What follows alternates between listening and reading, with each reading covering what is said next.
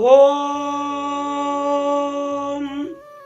శ్రీ సర్వసిద్ధి విఘ్నేశ్వర పరబ్రహ్మణే నమో నమః.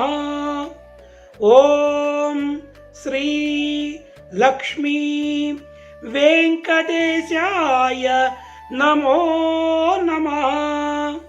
ఓం శ్రీ ఆదిత్యాది నవగ్రహ దేవతాభ్యో నమో నమః.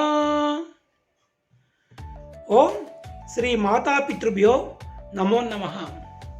అందరికీ శ్రీ లలిత వాస్తు జ్యోతిష్యాలయం ధర్మవరం మరియు బెంగళూరు వారిచే హార్దిక స్వాగత సుమాలు అర్పిస్తూ ఇప్పుడు ఈ పరాభవనామ సంవత్సరంలో మకర రాశి వారికి ఎటువంటి ఫలితాలు ఉంటాయి అన్నది వివరించబోతున్నాను.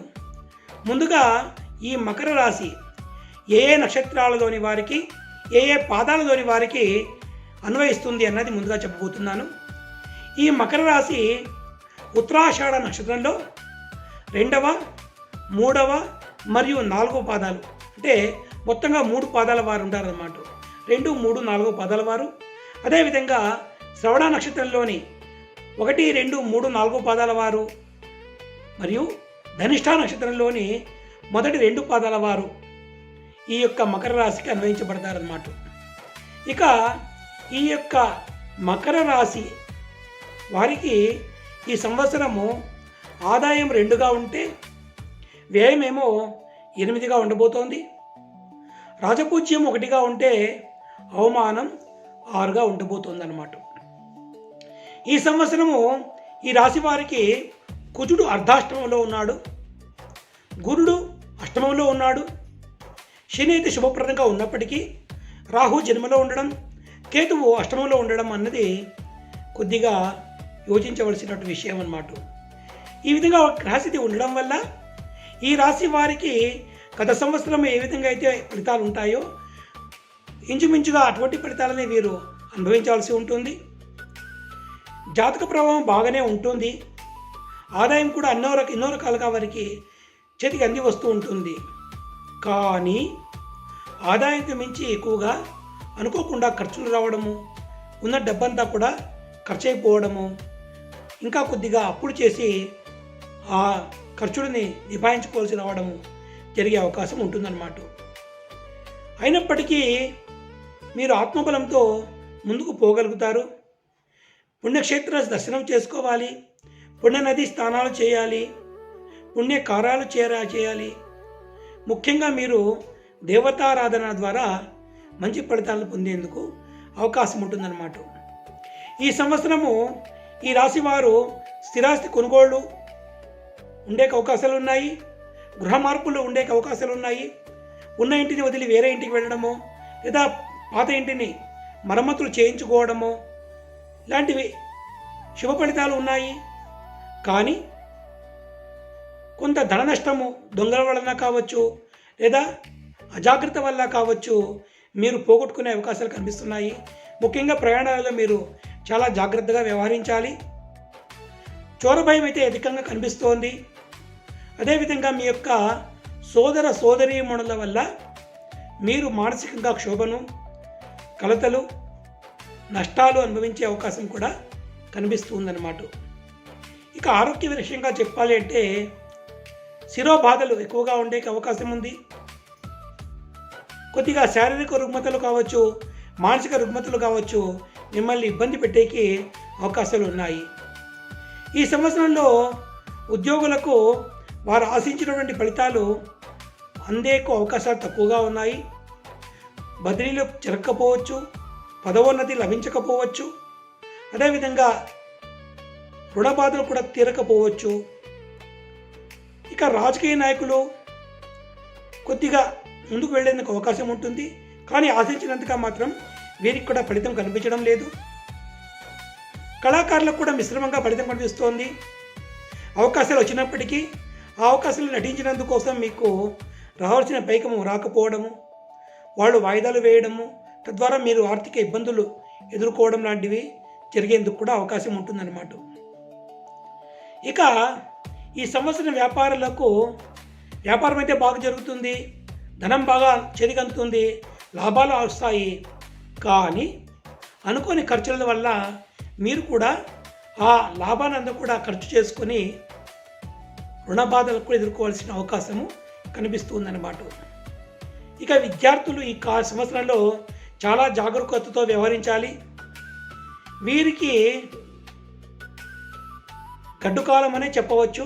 వీరు ఎంత కష్టపడినా కూడా వీరు చదివినది పరీక్షలో రాకపోవడం కావచ్చు, లేదా చదివినది వారు సరిగ్గా రాయకపోవడం వల్ల కావచ్చు, పరీక్షలలో ఉత్తీర్ణత సాధించే అవకాశాలు చాలా తక్కువగా కనిపిస్తున్నాయి. కాబట్టి చాలా జాగ్రత్తగా, శ్రద్ధగా, భక్తితో చదువుకోవాలి, దైవారాధనతో ముందుకు వెళ్ళాలి. ఆ విధంగా చేసుకోగలిగితే మీరు పరీక్షల్లో ఉత్తీర్ణ పొందేందుకు అవకాశం వస్తుందన్నమాట.